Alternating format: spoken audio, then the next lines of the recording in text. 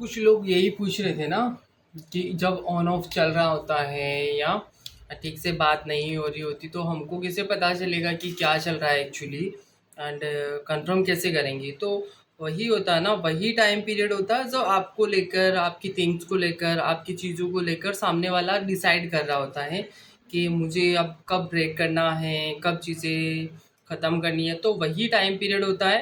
तो उस time period में ही वो शख्स आपके लिए डिसाइड कर रहा होता है। जब आप सोच रहे होते हो ना कि यार ऐसा क्यों हो रहा है अपनी लाइफ में, तो तभी वो इंसान आपको लेकर, आपकी चीज़ों को लेकर, आपके रिश्ते को ख़त्म करने को लेकर एक फ़ैसला लिख रहा होता है।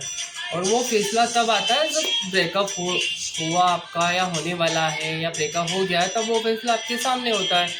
तो यही चीज़ें हमेशा सबके साथ होती है एंड प्रैक्टिकली भी चीज़ें देखी जाए ना तो यही होता है, सबके साथ होता है एक्चुअली।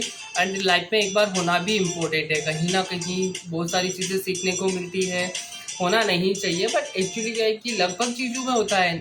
आज की डेट में मैंने देखा है कि जो हमारे पास जो क्लाइंट्स आते हैं तो वो उसमें 10% अदर मैटर हो सकते हैं, 10% अदर टॉपिक हो सकता है, बट 90% जो टॉपिक आ रहे हैं वो love, relationship, breakup, patch-up and यही चीज़ों का जो टॉपिक है, मेन थ्योरी में यही टॉपिक आ रहे हैं कि हमारा ब्रेकअप हो गया है, ब्रेकअप होगा कि नहीं, वो बंदा रिटर्न आ सकता है कि नहीं। जहाँ ट्रू लव है वहाँ एक दिन से ज़्यादा का समय कोई किसी के बिना नहीं रह सकता है।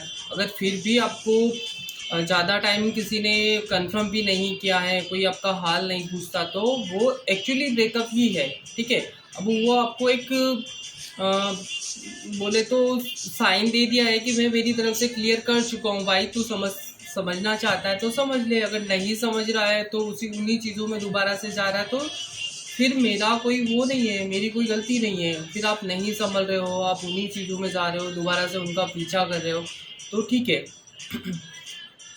सेकंड मैटर है कि गर्ल्स जो होती है उनकी फीलिंग्स कुछ ज़्यादा अटैच होती है। ठीक है, कितने भी डायलॉग पढ़ लो आप, चुटकुले पढ़ लो, जोक्स पढ़ लो, कुछ भी अदरवाइज चीज़ें पढ़ लो, उसमें बहुत सारा टॉपिक यही फोकस होता है कि लड़कियां हमेशा धोखा देती है, ऐसा कुछ नहीं होता है। जबकि आज की डेट में मैं जो देख रहा हूँ ना, उसमें लड़के ही ऐसा कर रहे हैं अमूमन, कि कुछ टाइम रिलेशनशिप में रहने के बाद में उसकी फीलिंग किसी और के लिए एक्टिव होने लगती है, मतलब उसको कोई और पसंद आने लगता है, तो वो आपसे दूरी बनाता है, धीरे धीरे आपसे बात करना कम करता है, धीरे धीरे इग्नोर करता है, आपकी चीज़ों को अहमियत नहीं देता है, आप कहाँ हैं, क्या है। आपको मॉर्निंग वाइब्स भी नहीं आएगी कि यार ठीक है क्या चल रहा है, आप समझ नहीं पा रहे हो कि एक्चुअली चल क्या रहा है, बट चल कुछ और रहा है।